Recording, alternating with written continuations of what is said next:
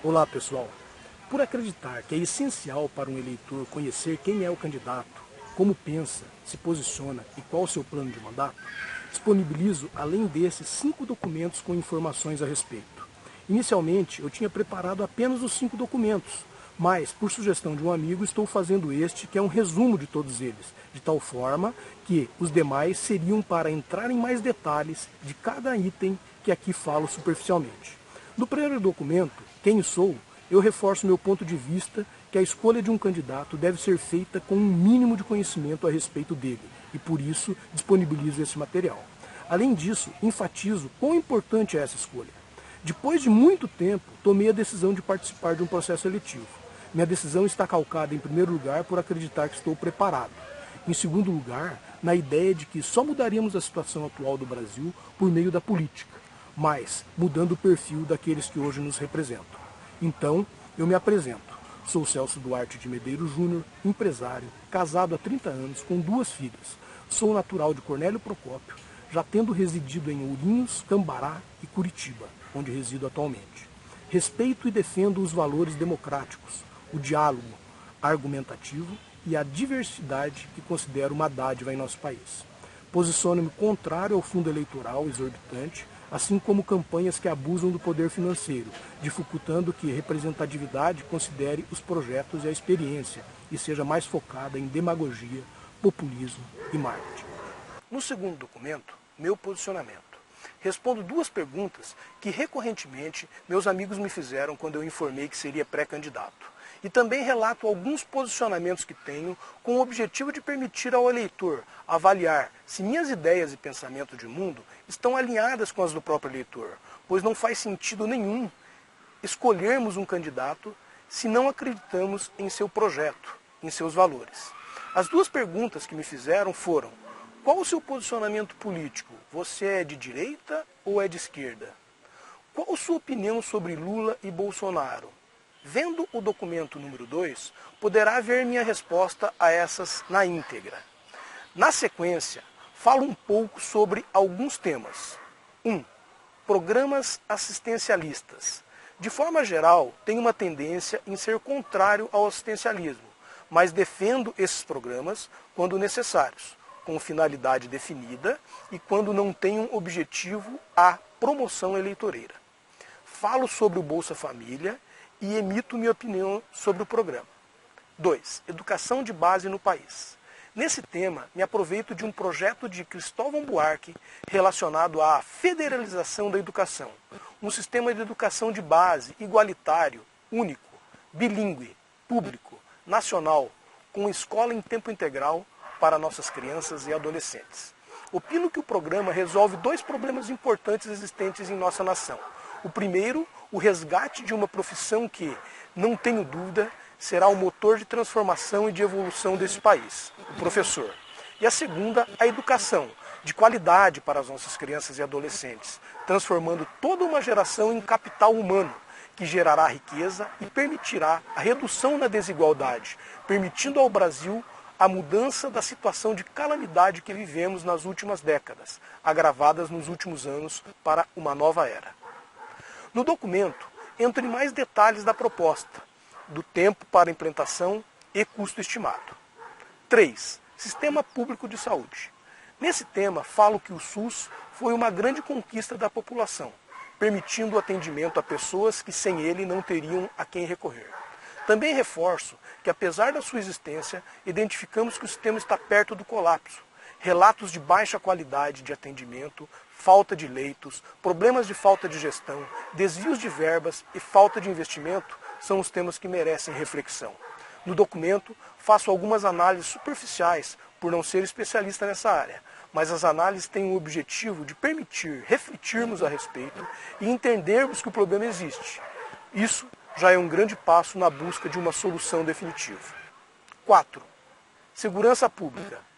Por ser quem deveria cuidar do principal bem tutelado pelo Estado, a vida, segurança pública não pode ser tratada como algo de ser terceirizado, por exemplo. Parto dessa premissa para fazer uma análise em relação ao tema. onde passo por o volume crescente de prisões no país, em especial dos jovens, o custo de cada preso para os cofres públicos e a problemática de jovens de primeira viagem serem cooptados por organizações criminosas.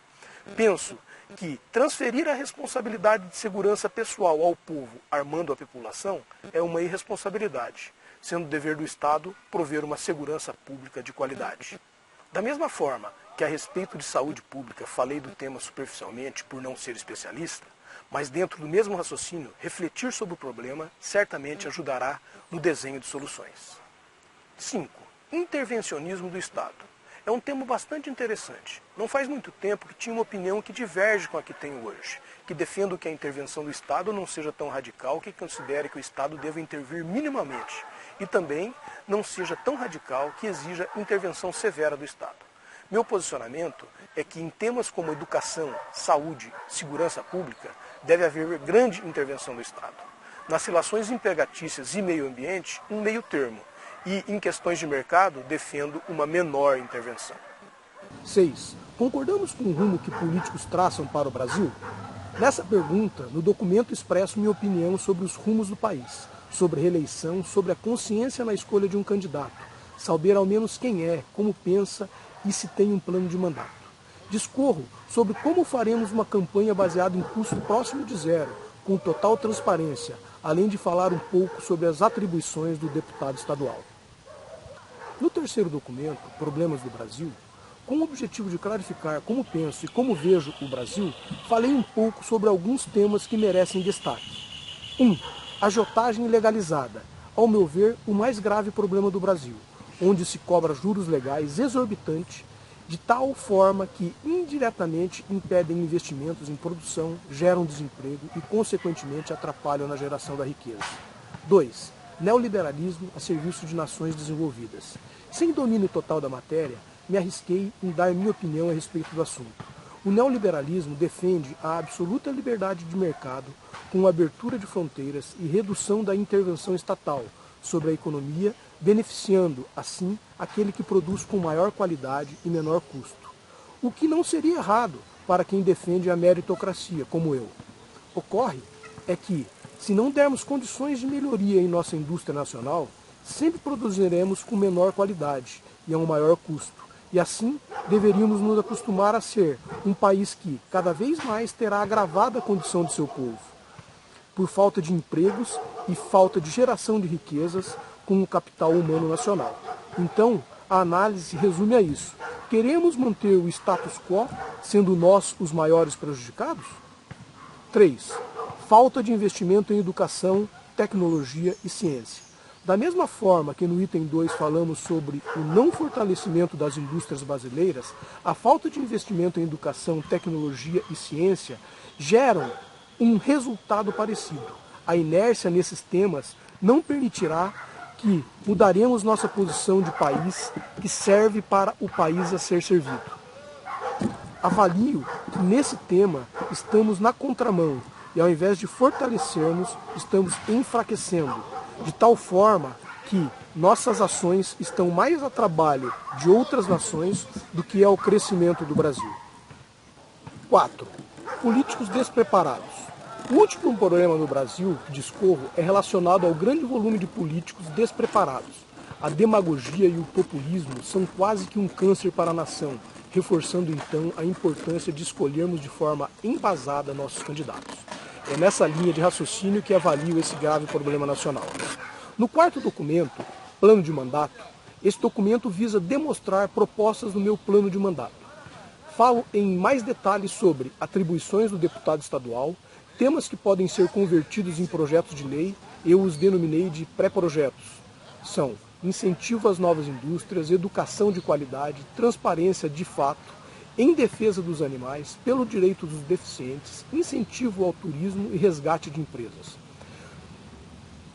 No quinto documento, Desigualdade Eleitoral, falo sobre a desigualdade de condições nas eleições, demonstrando como é injusto o sistema eleitoral que beneficia alguns em detrimento de outros. Defendo que, para ser vitorioso nessa campanha, vou precisar de apoio com relação ao projeto, pois somente com a multiplicação de apoiadores, levando a proposta e nosso nome para todos os cantos do Paraná, poderemos concorrer com aqueles que se utilizam de outras formas para conseguir seus votos.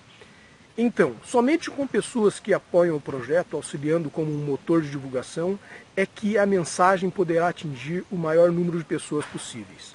Por isso, apresento esses 5 documentos com mais detalhes do que esse resumo. E, considerando o meu ponto de vista, somente me conhecendo, que você que está lendo ou ouvindo esse texto poderá decidir se meu nome merece apoio nesse projeto. Se puder, veja os demais documentos e caso tenha alguma dúvida, estamos à disposição. Entre no site www.celsomedeiros.com.br. Um grande abraço.